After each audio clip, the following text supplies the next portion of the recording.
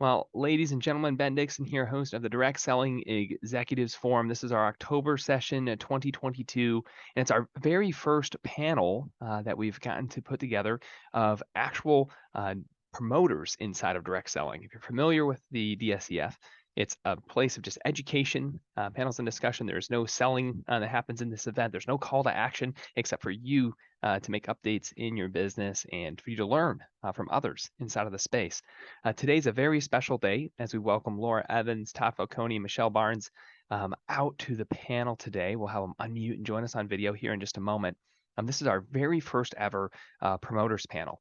So if you've attended for any time, you'll know we've had executives from the C-suite. We've had many times have CEOs or heads of sales speaking on this event. And today was just a special day to turn around the communication and start to hear from the people who are building the teams that are out there in the field and what they look for here in companies. So I'm going to go ahead in this moment. I'm going to invite Michelle, Laura, and Todd. Go ahead and turn on your cameras as I intro you. We're going to welcome Michelle Barnes to the call today. Michelle's story is as a single mom who defied all odds and built a multiple seven-figure income in our space from creating an incredible team at Vima over the years. And then Michelle was a player, a huge player in the growth at Modere and the impact they've had in the space today. Today, her group generates over $10 million a month in revenue. Michelle, welcome to the call. Thank you for joining us here today. Thank you so much. It's saying that I cannot start my video You know because what? 1 second, that's me. All right, we will get that updated here. 1 sorry second. No, about that. no wonder. That would make a ton more sense. All right, you're all good, gang. You guys should all be able to knock out Okay. video now. Thank you so much. All right. Fantastic. Next on, we have Mr. Todd Falcone. Todd is the longtime industry trainer, right? Todd started in the field as an industry trainer and has just recently moved back into the field, building teams again after COVID. And it's just a treasure trove of candid wisdom. I've gotten to work with Todd on as a consultant corporately for our clients in our work, and to see him building in the field again, what a treasure! And to be there, Todd, thank you so much for joining today on the call. Great to be here. Good morning. Good morning. Awesome. Hi, Todd. What's up? Yeah, Lady, good to see you. few people who know each other already, right? So it's super fun because I heard from Todd that you and Michelle built together when you were kids, right? Long time Long ago. time ago. Long time ago when we were just small baby children. You know, Yeah. I was 16 years old when I watched my sister earn her first six figures in direct sales, getting drug along to Super Saturday. So I remember being a kid in the space too. It was fun. So, and our third speaker today, Miss Laura Evans. Laura has had 20 plus years of experience as an executive and president of even a well-known billion-dollar brand in the space, served at Shackley for over 9 years, and has transitioned from her corporate career to leading the fastest growing team in the mental wellness company, Amare today, who's literally just acquired Kyani, if you guys are watching the news. So super exciting stuff going on over there. Laura, thank you so much for joining us today and being here. Thank you. It's an honor, Ben. Great to see you, Todd and Michelle. Yeah. Likewise. Yeah, you got it. Well, gang, I am so grateful to have this time together today. What's fun about DSEF is it's a very laid back session of we just grab a question. And if you've seen our format before, I'll hand it to one of you and it will go around the room and then we'll swing back to the next one. And we have 5 today. Normally we only run 3 questions and it's okay. We'll stop at the hour, gang.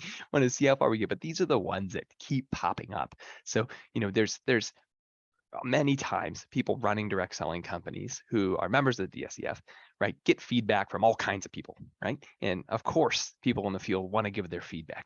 And it's different when you're getting feedback from the people who are truly providing the value, truly bringing the sales, truly leading the teams. And so that's why I was so grateful to have the 3 of you here today, because you're not just folks building in the field, you're folks who are killing it in the field and doing the real deal stuff. And so you're the ones that corporate should be listening to when they set up their board and set up the people they listen to in the field and that they gather feedback from. And so perspectives have changed. The industry's changed a lot. And our first question we're going to unpack today is this idea of what you see the primary role of corporate to be today. So when you think about a corporate team and you zoom out and say, what's the primary role of a corporate team today? And I want to actually have Laura kick us off, and then we'll come to Michelle, and then Todd will wrap us up, and then we'll go to the next question. So Laura, you've been on the corporate side, now you're on the field side. 2023 is around the corner. What's the primary role of a corporate team today? When I think about the primary role of a corporate team, there's one word that just keeps coming up for me, and that one word is service. And whether that is, service to in terms of quality products that they're producing and shipping, or whether it's service in terms to the field that they're supporting, that's what it keeps coming back to for me is when companies execute flawlessly and provide good service all the way around, it shows up in the tools that they provide to their field, to the customer service they provide. It shows up in every aspect that, touches and can impact revenue and growth. And sure makes your job a lot easier. Yes. Right in the field when they're showing up and providing great service. That's awesome feedback. Awesome. Michelle, where would you take that question? What's the number one goal of a great corporate team these days? Well, after 27 years, I've kind of seen it all over the last 27 years and 5 companies later, and then just watching what's happened in the field in all companies over the last, couple decades. Obviously, corporate's role is to create an amazing foundational company that can pay us and pay us on time. That's always important, right? Yeah. So I mean, obviously, the compensation plan and the products. But when I was really thinking about it, I think it's important these days, especially to stay innovative. I think a lot of times, people on the corporate side are kind of a little bit stuck in their ways, especially if they've been in the profession and the industry for a long time. So to really listen to the field is huge, and to stay innovative and stay on top of things because things are changing so fast right now. So that's what I would say. I love what Michelle saying. And gang, anyone can jump in on the comments if someone else shares. Okay, I jump in as moderator, but know that any of you can as you share something. One note that Michelle has shared, we were just literally talking about this the last 2 days with a group of clients, and it's this idea of who we compete with for why it's not just being innovative, it's being fresh, is how important it is to be fresh. Because you think about the lifestyle of most of the people promoting our companies today, and like, what could they put their attention into? Like, TikTok's going to give them a dopamine hit every time they just flip their finger and get the next update. Twitter's got the next thing for them. Facebook's got the next. Instagram's, it's right there. They can get recent, relevant, something next, fresh in a second, all day long. And so when companies are like, oh yeah, we're ready for this season, like we did our work, the next 90 days is all set to go now. We don't have to update a darn thing in the back office or the shareable content or the training. I'm always like, whoa, you're missing the ball. Like, if you don't have a weekly plan to be rolling out something fresh across your platforms, you're dead. Like, you're not even alive. And so hear that what Michelle's saying, gang, saying the word innovative. It's like, are you on top of it? Like, is our experience a living, breathing organization is important because they only touch and feel what you provide many times. So Yeah, huge. What you're saying there, Michelle.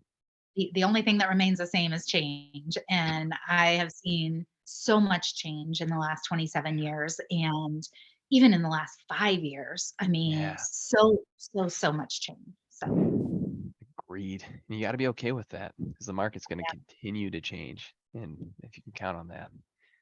Todd, what is it for you as you kind of unpack thinking, what's the primary role of the corporate team today? Well, what a fun conversation to have, and I'm definitely on the same page with both the ladies that have spoken already. It's so crazy because I've been in the profession now for 35 years, and a lot has changed. Our expectations of companies way back in the day probably are not. We didn't have high expectations. Deliver the products on time, deliver the checks on time, make sure that you have accurate calculations of commissions. Be cool to our customers if there's a problem, have good customer service. And I think all of those things are still, super important.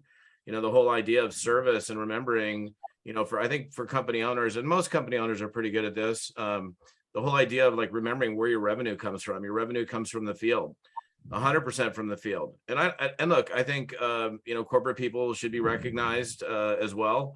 It's not like the people, all the C-level executives and all the people at the company that are working there helping us as independent distributors do that, they should be recognized. But I think sometimes I've seen companies lose sight of really what's important, and what's the most important are the folks that are out there driving the business. So, there are, I think personally, there are a lot more responsibilities today in owning a network marketing or direct sales company, because, what are we stacking up against? I mean, if you're a product company, I mean, you have to kind of look at the standard, like Amazon, for example. Like, I can order something on Amazon and have it sent to me like in a day or the same day. And so like shipping times are super important. Obviously, I've already mentioned, like, accurate commissions, providing, as Laura said, really serving the needs of the independent affiliates or distributors. And I also think it's important today to make sure that they're providing, tools and resources that enable, the distributor to be successful. Back in the day, I mean, Michelle and I came from a company where we had a really high level training, like probably some of the highest level training I've ever seen in network marketing. And after being in that company and then doing something else where that training didn't exist, it's like, wow, what a complete difference. And so, for smaller companies that are just getting started, that don't have like highly skilled distributors that have years and years of experience that can provide training, they need to, have somebody on board corporately at the very least that really has field experience. And that's another part of it is, people that have had field experience that are working at corporate have a totally different perspective than somebody who like owned whatever, some other type of company in the past, because it's a very different model than traditional distribution. And so having somebody like that there is important. I mean, I'm sure we could, I know we have limited time, but that's a pretty broad question. And we could probably talk about that one question for like an hour. Well, you know what you unpack though, Todd, that's so good for everybody to hear, is to just agree that like there is more responsibility at corporate these days. Because like in the past, it's like, oh yeah, you put your lead into the replicated site and they ship the product and like we do the rest. Like, and it's like, no. Like even with compliance today, we need systems that model appropriate behavior, what we want people to follow. We spent our last DSEF session with 3 executives just to unpack the question of like, what kind of content should the company be creating, right? Like how should they be creating compelling content that makes the job of sharing easier and models appropriate behavior? We spent a whole hour on unpacking all the questions around that. And you touched on that in a moment. And the one I don't want people to miss was the training component. I see young companies skip that all the time, is they might get a 30-day action plan defined or even a 90-day action plan defined, but they miss the daily mind renewal stuff. Like the Rome wasn't built in a day, is that, or people talking about, hey, you want to go a day without drinking water, is the same stuff about the daily mindset things. I see that more and more of the companies that have the content every day that someone's engaging in are winning versus the ones that are like, well, after you're done with the 30-day roadmap, that's really all we had. So it's a powerful reminder, Todd. But the question you pointed brought us right back to question 2 we had today. So I'm actually gonna have Todd go first, and we'll loop back at Laura last this time. We'll go the other way around the horn. The question is, what are your expectations when it comes to the actual content the company would provide in sharing the opportunity? This is our piggyback question from last month's session, but we wanted to hear it from your perspective. We had a bunch of corporate executives talk about what they think is compelling, what they think works well. But now let's hear it from you guys who are actually using it. Like, what do you think they should be providing when it comes to content? Yeah, well, I think for sure they should be providing, well-produced presentations that do a great job of disseminating information about the products and the opportunity. In most cases, I will say prior to me coming back into the field, it was always us. We were the ones in the field that had to come up with a cool presentation to lay out. And I think it's very important. And obviously video dominates today. So that's the number one way information is put out to a potential prospect. So, if you have, a line of products that there are specific compelling videos that are, and there's an investment here. So, for these companies, because, producing video isn't cheap, and, being able to provide your distributors with tools that they can use. And I'll also say, because we're in this, social media, phone driven world, I don't know how you can have a business without a functioning mobile app or mobile website that I can literally build my business from my phone. Because a lot of people, and actually in a lot of other countries, outside of the US, they don't have access, they don't have a laptop computer like I'm doing the Zoom on, for example. So they have to be able to build the business from their phone. And yeah, I mean, just making sure that, you're giving us what we need as independent distributors to be able to take that information and put it out into the marketplace. To me, that's like super, super important. And yeah, I mean, I would say that I would say, and that is the number one thing is providing us the opportunity to be able to have tools and resources that we can use to go out and promote the brand, promote the products or services. And so we don't have to go, okay, what am I going to send you? Because as soon as a person gets into that situation where they don't know what to do, they're not going to do it. Yeah. Gang, you got to hear that. For those of you that are watching on the stream, it's changing the frame of what you expect from the field to be. Todd talked about how, hey, yeah, years ago they expected us to create that stuff. Us in the field, we're going to create the great presentation, but today they don't. And so they're leaning on you to have the compelling video content done, whether it's a actual sales video or recorded presentation, and then simple systems that make it easy for them to get people to those presentations. That's the apps Todd's talking about, and to follow up afterwards, right? And you got to hear that is that they're expected to just be the inviter today. That's what's underlying what Todd was just saying. That if you heard that, like, don't expect them to be great at creating video content in the field. Expect them to be good at inviting their trusted relationships to what you've already created. Then you won't be disappointed as a corporate team. So that's a powerful thought there, Todd. I think we could build on what Todd already shared. Michelle, what would you say when you think of compelling content the company should be thinking about putting together? Yeah. Honestly, Ben, when I was thinking about this question earlier, I'm torn on this one. Just because I think sometimes when corporate produces videos, they kind of miss the mark a little bit, because it's coming from a corporate perspective. Like, so Many do. Yeah. Yeah. And I mean, that's where I think my answer to all of these questions could probably be like, have a really strong advisory board that is top leaders. Because, and that's one thing that has made a huge difference even in our company right now is they actually listen to us. We have an advisory board. I've been in companies where they don't listen to us and they do whatever the hell they want. And, again, that's where I think sometimes the content that they create does miss the mark. I mean, yes, we need, I think product wise, I think that should come from corporate in a product information wise. But I think the compelling and memorable content has to come from us in the field, really. And it doesn't mean that we can't lock arms and do this together. That's one thing that we've really been doing is coming together with corporate. And, I want to make sure that stuff's compliant. I want my company to be around forever. I've had enough issues with companies not being around forever. So I think with them creating the product content in that way, information wise, with what can be said or not said or whatever, I think is great. And I think, like Todd said, having that, where a brand new person can literally push a button and that video about the product to somebody. But honestly, when it comes to like opportunity videos and stuff like that, like the only way you're going to build big teams and big customer bases is by having compelling, memorable stories. We've said it for 8 million years, facts tell, stories tell. So sometimes I think the corporate videos are a little too stuffy, a little too salesy, and a little too scripted. Whereas that's where I like for the field to come in a little bit more on that part. What's so beautiful what you're sharing, Michelle, is I've seen 2 responses to the question you said amongst people just on the corporate side from these meetings, from others. One leans into the well, let's do the opportunity videos in a fun way like a D2C brand would. So they channel energy from dollarshaveclub.com or the Harmon Brothers or Pooping Unicorns or whichever D2C campaign you want to pick on YouTube that made gazillions of dollars.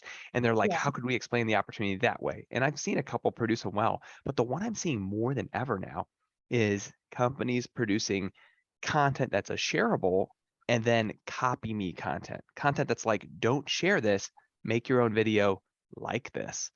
And I love that because when you talk about modeling appropriate behavior, let's all stay compliant. It's one thing for a director of sales to come on and say like, hey guys, just share my video and people will sign up for the opportunity. And it's something else for them to say, to do the 10-second reel themselves and then say, make your own that's like what I just did for 10 seconds. Make your own that's like what I and that's very special. I see that a lot more in the kind of the party plan niche of our space more than anywhere else right now, the make your own. But it, and for all of those that get fascinated about the algorithm, it works better when you do it that way, and everything else. So it's there's just a lot to be done there, and I have seen a lot of value in what you shared about the products of creating really short those little 10-second product vignettes that can be added to people's stories, that can be added to people's reels, that can be added to their shorts, depending on which social network you're on, so that they're creating one that's them, and then they're taking in the two that you made for them, and one that's them, and taking in the two that you made for them. That's it's powerful what you shared there, Michelle. I hope no one misses that. That's really good stuff of just hearing that. That's great. Yeah. Laura. Sure. Oh, sure. So when it comes to the opportunity, I agree with what Todd and Michelle have said as well. And I sort of compartmentalize it as there's three aspects that I feel if the company is going to provide something, just, as a reference and for credibility that, they are the ones that are paying the compensation plan out to folks, that educates folks about how it works. Shorter is better. Gone is the day of sitting through a 1 hour video or even a 30-minute video. I mean, it's more like, a few seconds or a couple of minutes at most right now. And then they can point to documents, presentations, resources, just like Todd mentioned earlier. If someone is the kind of person that wants to dig deeper into the details, then they'll go look at that and they'll go read the policy manual or, whatever those documents are. And the three, buckets that I find that at least have been working well for us is one, just an overview of, what do we believe? What's our philosophy about compensation plan? Just an overview of that. Then the two other videos, and again, they're short. And so that's why they're broken down. The two other videos is how do I make money right now? Like, tell me how to go out and make money right now. I don't need to know the whole picture and every put and take and, what everybody else is. Or I just need to know, how do I make $500 right now? And how do I make $1,000 right now? And if that can't be shared in a short, concise way, then you're in trouble. And it's difficult to be able to, replicate that if it's too hard to explain that path for what people are looking for. And then the last one is really more along the benefits of leadership. Why would you want to do more than just making a few bucks from gathering customers or enrolling a few people? What's in it for you to get to the higher levels of leadership? What do those bonuses, what do those things look like? Because for a new person, other than the vision of the philosophy of this is what we believe in and this is what you can achieve here, other than that, the details of what leaders earn at higher ranks goes way over their head and is totally irrelevant for them. So I'm an old school, training person when I was, developing J. Crew as a brand and had a training there. And so we would focus on just-in-time training, and that's still true today. Like, give people short videos for where they are right now. And I completely agree that when it comes to a video for prospecting, it's best from a field person who's actually earning a livelihood from it and can share those stories and talk about the differences that it's making in people's lives. But when it comes to educating on how does our compensation plan work and what can you count on with this opportunity, I like some very concise videos from the company, split into little bite-sized pieces. Of course, like Michelle said, you got to have field advisory in it. It'll make the whole process better. Just 2 months ago, we had some great executives from Dan & Fields, Beauty Counter, and Color Street on the same panel. And the words they use to describe what Laura's sharing with us is snackable content. I love that you said bite size. And it's like, guys, if this stuff's not snackable, like, you're missing the boat. And so I hope that creates a picture in your head as you're watching the panel, gang, or if you're on the stream. Like, is your training content snackable content? Like, does this person have to sit down for the 3-hour gourmet meal, or can they just figure out what do they got to do to make $500 in 5 minutes, be able to watch that and say, I could do that, or I don't know if I could do that. Like, can they make the kind of decision? Let's give Michelle a chance to go first, as we've been going around the horn, gang, today, because it's always fun to get to be the first one to answer a question.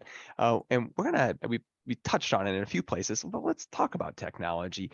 So in today's world, what are your expectations of the types of technology that the company would provide? Because I mean, in the past, it was like, hey, they're just going to track commissions and pay commissions. Like, we'll figure out everything else in the field, and it's definitely not there today. So what's your feelings, Michelle, when you think of like what's your expectation of what the company should be providing tech wise?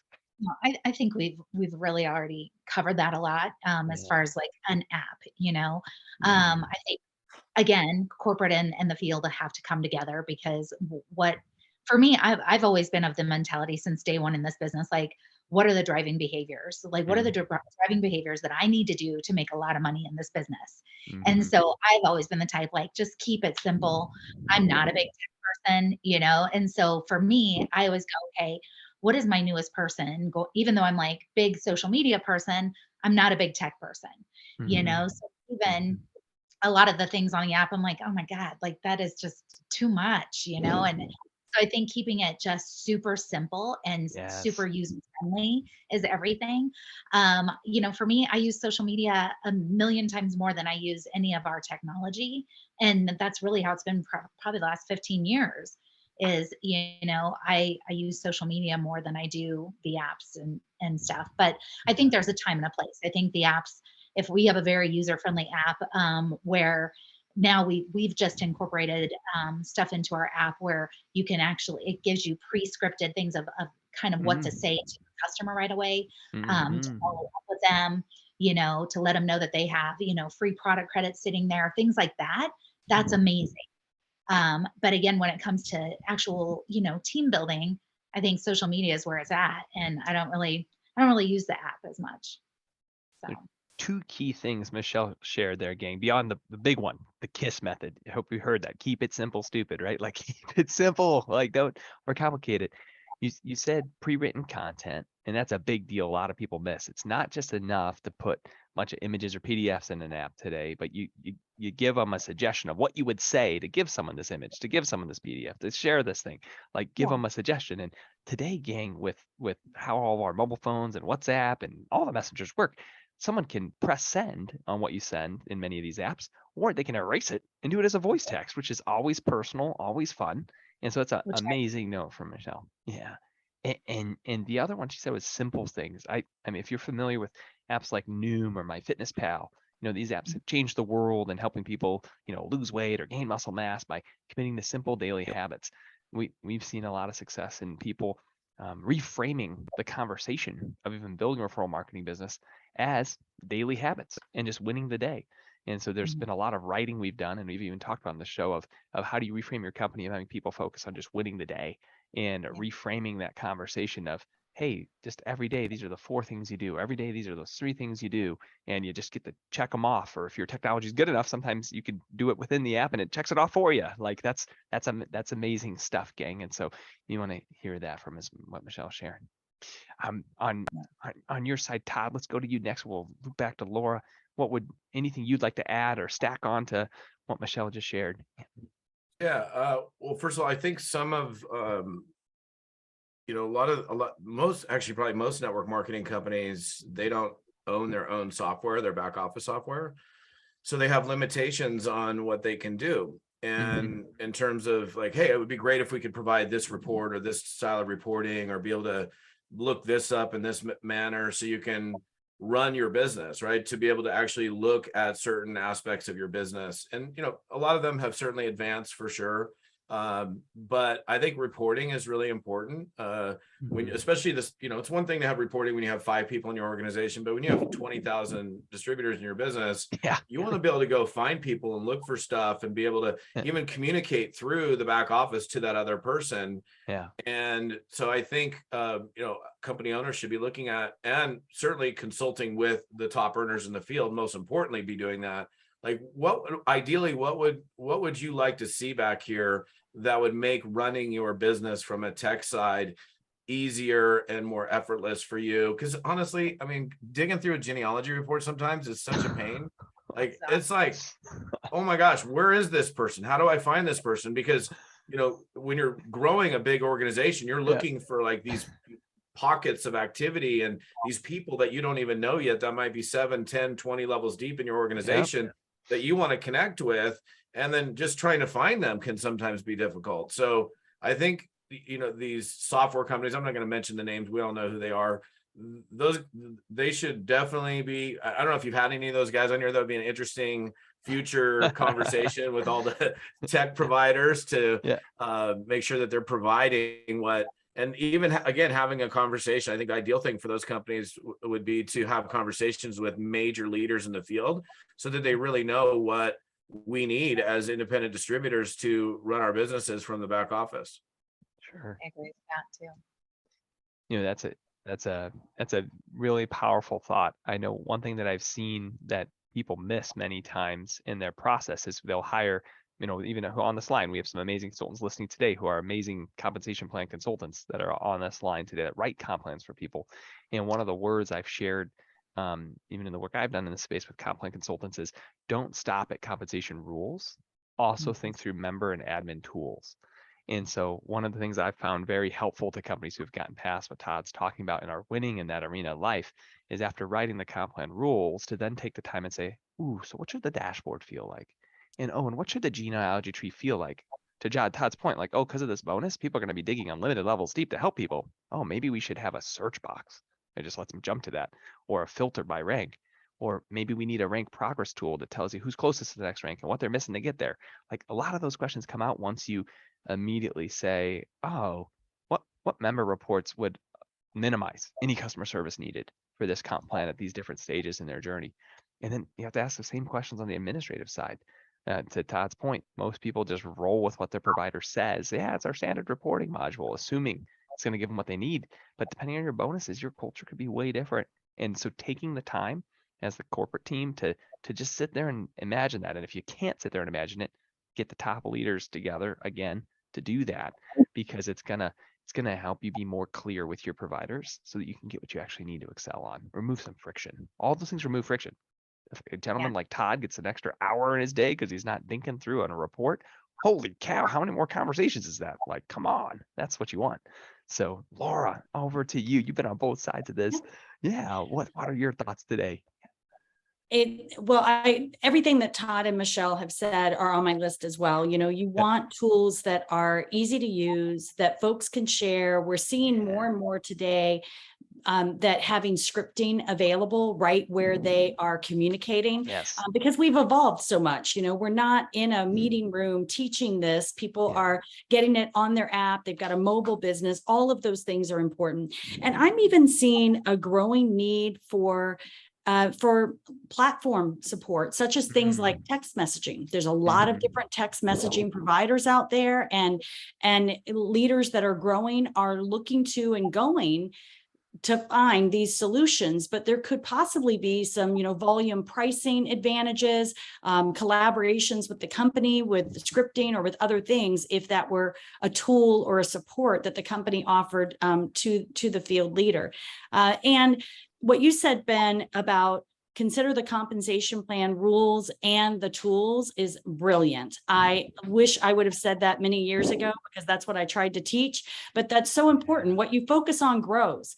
And if you have an element to your compensation plan that you want to leverage to drive desired growth in your organization, and your field leaders are not able to track to that specific element, it's not going to work as effectively. And so I completely agree in the wisdom of look at what your rules are, and then figure out if you were making a living by trying to drive results from this, how would you track this? How would you know where to find who to work with? And to Todd's point, when it comes to scale, it's really easy when you've only enrolled 5 people to figure something out. But when you've got thousands and thousands and thousands of people in your team, we cannot rely on everybody in between us. We have to, go look for who's working and work with the willing.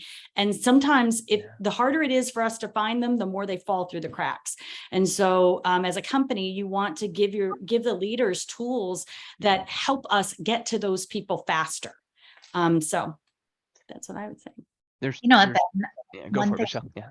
No, I just Laura made me think of something as well. Just, reports, when she talked about reports, and Todd, I mean, those are the best, but a lot of times people who are tech challenged don't know how to even pull reports, someone like me.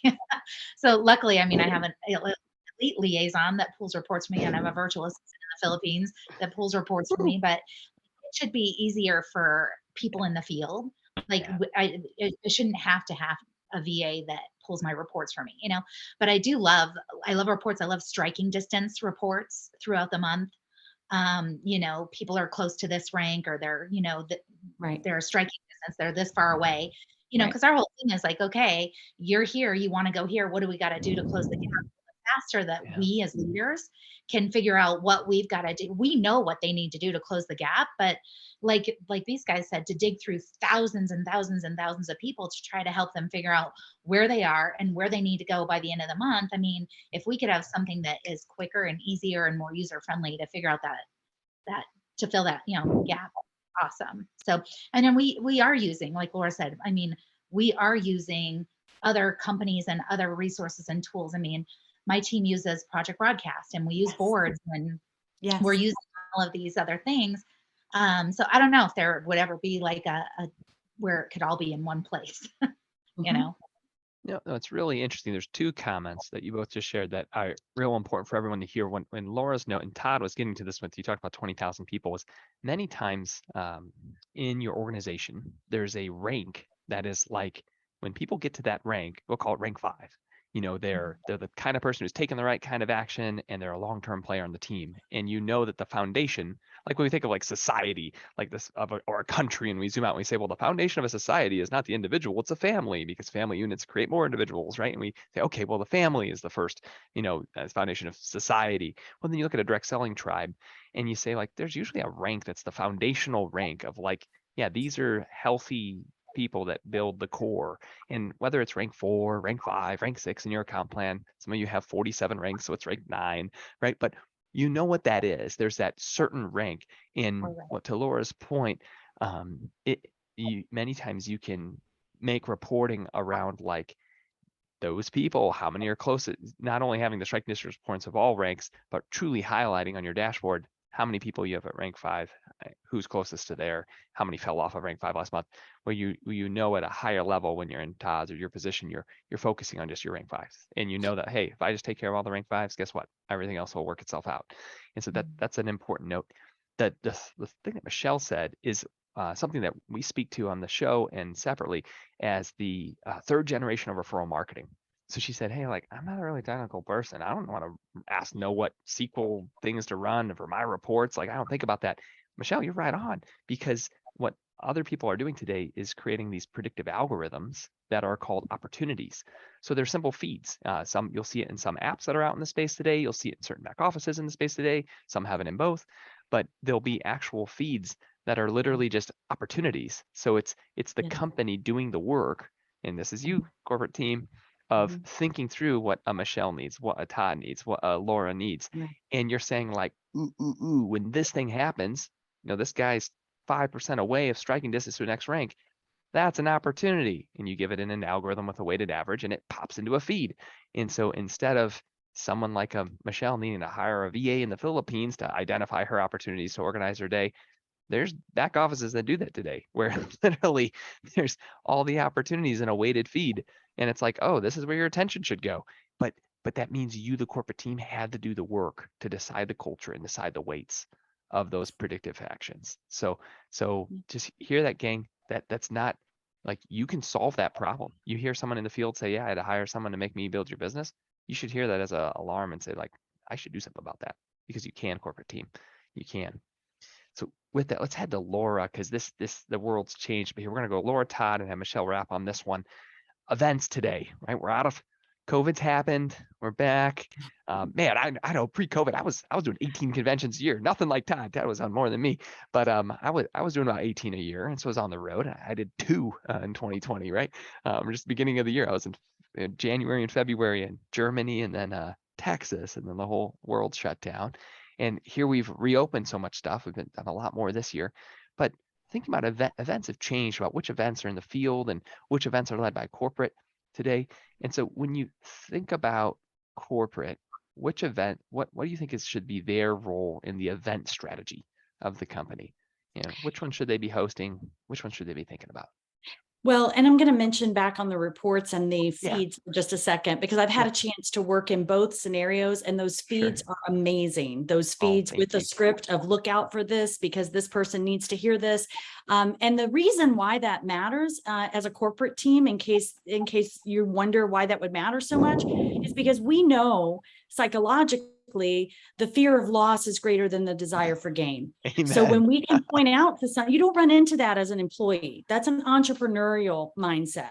Employees just show up, do the work, get paid. Show up, do the work, get paid. There's not a lot of need for extra motivation because their check is attached to it in such a concrete way.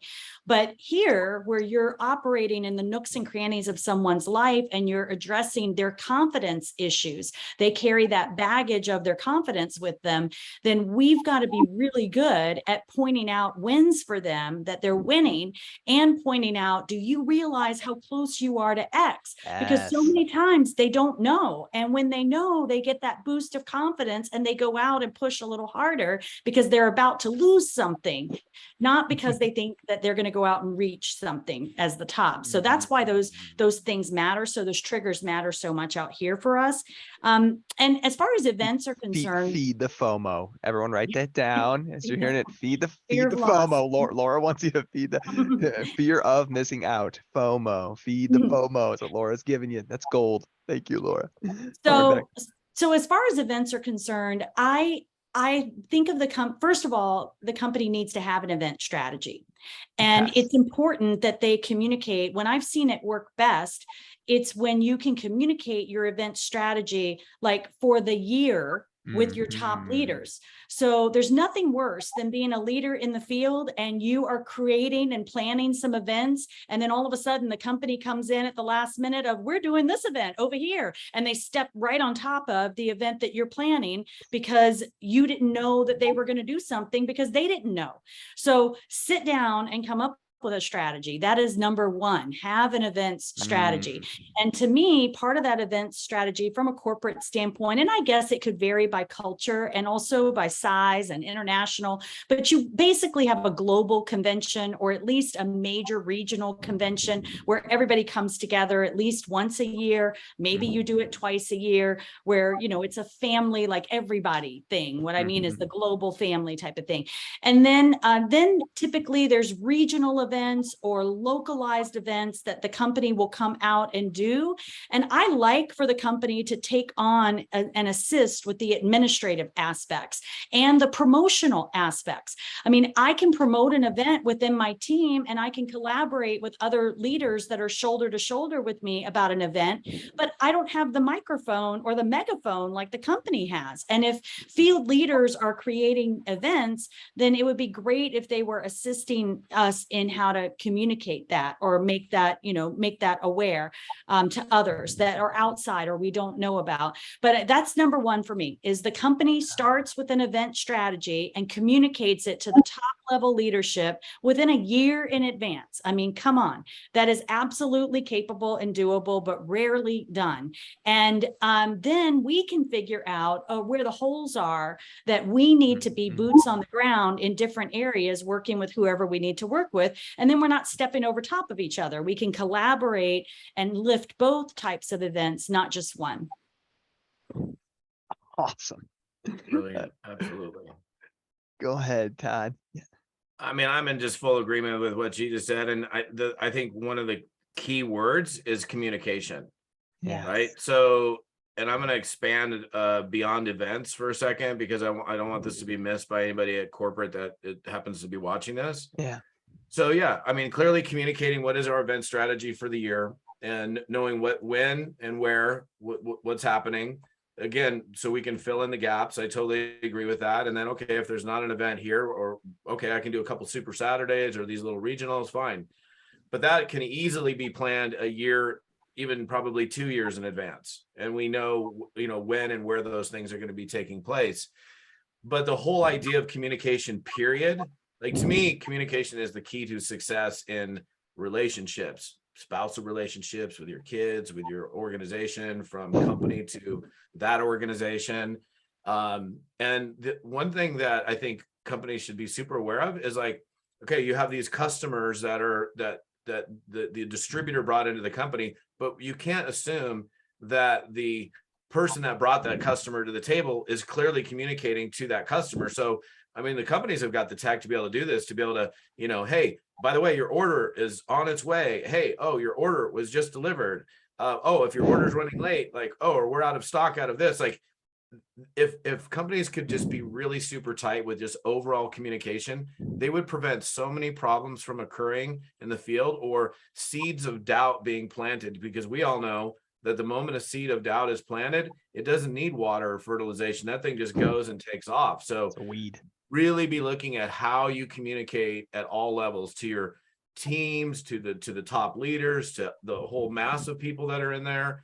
And I know we're talking about events, but I don't really have anything to add other than, I agree 100%. They should have an annual conference. And look, I don't think, we had to go virtual for a while, which kind of sucked.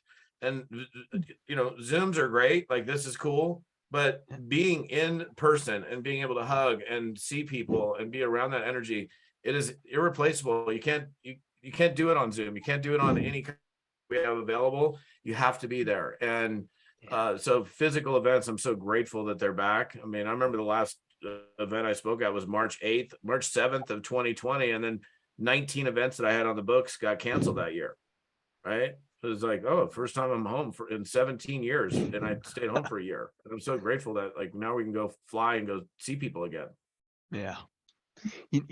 Gang, hear what Todd said about some communication. There is a big note about events, even on the building ones. It's an event if someone's auto ship doesn't go out because their card failed. And even beyond email communication, we're seeing companies, create those things as triggers to their support team, of outbound calls from your customer support saying, hey, we wanted to make sure you didn't run out of product. Your card didn't go through today. Can I help you redo your order? When you can take some of that stuff off of even the distributor's plate, the people out there promoting and growing, because they know, like, yeah, the corporate team's going to follow, make sure they can order. Hey, make sure there's an outbound calling when your people aren't taking inbound calls on customer service. Make sure there's some outbound event triggers to play on the events Todd's touching on, gang. That's huge. Awesome. Michelle, anything you'd like to add to events? Yeah, I mean, these guys really hit the nail on the head. But I mean, I think now that we are able to have live events again, I think at least 2 a year live is awesome. I think more than that these days. I mean, Todd and I come from a culture where we were, at a 3-day event every weekend. But people aren't going to do that anymore. And so, like Todd said, the virtual is great. But there is nothing like the power of a live event. And I think we're corporate in the field, again, all I wrote is advisory board in big letters on this question, because, if the corporate can just talk to the top leaders and figure out when and where, and at least those 2 big events a year. But also, we always say book a meeting from the meeting. One thing that I see corporate drop the ball sometimes is when we have like our annual convention in March, like, let's sign up every single person that's in that freaking room right then and there for the next event. Yep. There's freaking commitment. And I do think, I mean, we're the masters at edification and promotion.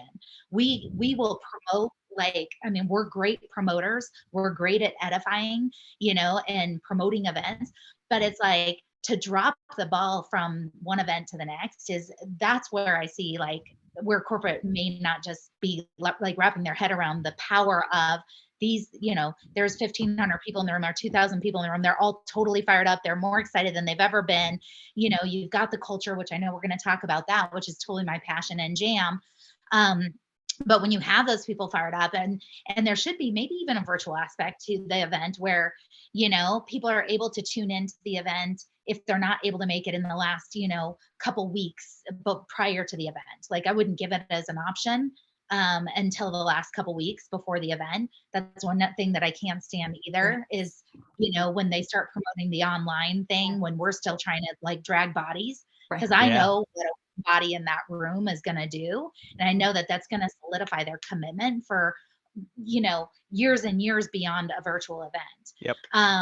And so I think, and offering some kind of that whole FOMO piece, like let's get every single person at that event, plus everybody that's watching online, plus everybody that they, let's get them all registered right now for 6 months from now.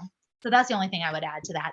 But the communication piece is everything. Like, don't have an event in freaking Colorado in December.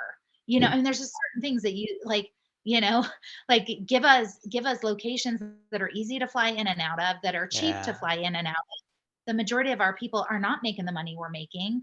And so, I think those things have to be talked about with the field. Like, okay, what locations have flights in and out like crazy, where you're not going to have weather issues, where you're, and those are probably the biggest things. Huge notes from what Michelle shared, gang. There's some why to wrap around that. So you're saying, like, why, from some of the stuff that Laura and Michelle just shared. The reason you got to get 2 years ahead on those events and talk to your advisory board where it is many times the field is going to stack events. They might have their team flying a day early to an event to attend a private mastermind that they're hosting as a leader, or they might have their team be staying a day later for a private mastermind with just the team outside of your corporate event. The other piece is in how you get commitment on with virtual events on that next event. So one of the pieces Michelle talked about, hey, let's sign them all up for the event in 6 months. Well, a lot of the hooks we've seen work for that, Todd's actually done this for years in the past, is, hey, if you want to be a part of this online mastermind accountability group, that you gotta sign up for this next event, and then you get invited to the every other week mastermind calls or the weekly mastermind calls. So it's like, what are those other carrots you're already doing that you can do as a corporate team that are saying, like, hey, from this event, yes, our next event is here, but we really want you to plug into this thing that's virtual the next few weeks as well, until we're at the next live event. And so build the bridge to it too. Don't make it just empty for your A players. Fill in the gaps there. Gang, we only got about 4 minutes left. And so with this time, and this was a question we could have spent an entire call on. And so we're going to go to Michelle first, but do your best 1 minute summary, and we'll thank everyone today, of when it comes to culture, of what a company feels like. What feeling are you seeking when you're exploring a brand? Go ahead, Michelle. Oh my gosh. Well, Sorry for the 1 minute. again, Yeah. having seen so much in 27 years, I mean, I think culture is everything. And, I'm a big energy person. So I would say energy is everything and everything is energy. And when it comes to the culture, I think it really starts, we always say, leadership starts at the top, and so from corporate down, I think knowing what your mission is, knowing what your values are as a company. I love our values because it really weeds out people that don't fit that. And a lot of times they will weed themselves out, which I love. And so I think really knowing from the top down what your values are, what you want to stand for, what you want to represent. I love hearing people in my team go, God, I just feel like I'm home now. I feel like I'm home. And I've heard that word like a billion times in the last 7 years. And that is what I wanted for the first 2 decades in this business. I wanted it to be a home for everyone. And people use that and it sounds so cute. Oh, it's a home for everyone. But is it really? Yeah. And really that comes down to the culture that corporate creates, that we create. And I think it all comes down to our values. So being clear about your why, your core values, your North Stars, so that people either know, do I belong here or not? Powerful. Laura, what do you have us wrap up? I agree with what she said. And if I were to add anything onto it, it goes back to the other things we talked about things easy to use, about being able to find people within striking distance so that we can encourage them. All of that for me is people want to be valued. They want to feel valued. Yes, it's important that we've got a good core values in our company and those type of things, but that should translate into people feeling valued. And in the thought they would feel from what you shared is that you can do this, right? I hear that when you say that, oh, you could do this. That's you can do this and you belong here and we see you. You can do this and we belong here. That is powerful. Hear that, gang. That's really good. Todd, last thought for today. I only got one word: fun. I mean, people are out there doing whatever they're doing in their jobs, and True. Like, this is a fun, cool place to be, and you know, come over and have some fun and make some money. Like that to me, like, versus having this rigid corporate, you know, like I haven't worn a tie for so long. I mean, Michelle and I were back in the day. Like, if you weren't wearing a white shirt with a tie, and the women weren't dressed to the nines, you know, it's crazy. And dressing up is fine. And I'm not, and it's not about clothing necessarily. It's more just about like, can we have some fun here and make some money and have a good time? God, I agree with Todd so much. I've always said if you're not having fun, you're doing it wrong. And I always tell my leaders and my team, I'm like, if you ever feel that you're not having fun, take a step back and go, okay, how can I create more fun? And then, you know, lighten up and your future will brighten up. You know what I mean? It's like, you know, like people want to be around people that are magnetic and fun, and that's one thing that draws people into our space, is that they don't want the rigid and the boss and all that stuff. So you know, and you can build that culture around the excitement and the inspiration and the fun. So Yeah. And we've seen it play out in so many ways. If it's leaders hosting, you know, hey, we rented this sweet Airbnb, and anyone who wins this contest gets to come with us for the mastermind for the first, you know, 10 couples that win, whatever that is. I've seen that stuff, and it's brilliant, gang. And so, yeah, be remembering the fun's key. Team, this was just way too much fun to have you all here today. Thank you so much. For those that are on the stream and on the LinkedIn group and here live, we're just so grateful for you to be at the first ever promoter panel, right, of just a distributor panel for the DSCF. It was just an absolute gift to have each of you on. Thank you so much for being here today. For those of you who have not yet joined the LinkedIn group, do subscribe. We have a very, very different panel coming in November of brands that are completely outside of the direct selling space that have opened channels inside the direct selling space. So people expanding in omni-channels. These are all large brands that you'd buy at Sephora, Kohl's, Walmart, who have opened their own direct selling companies. And why did they make that decision? And what was that process like? We'll be unpacking that next month. So with that, I want to thank you so much for being here today. As speakers, have an amazing day. We'll talk with each of you soon. Thank you. thank you. Bye, guys. It's an honor. Bye for now.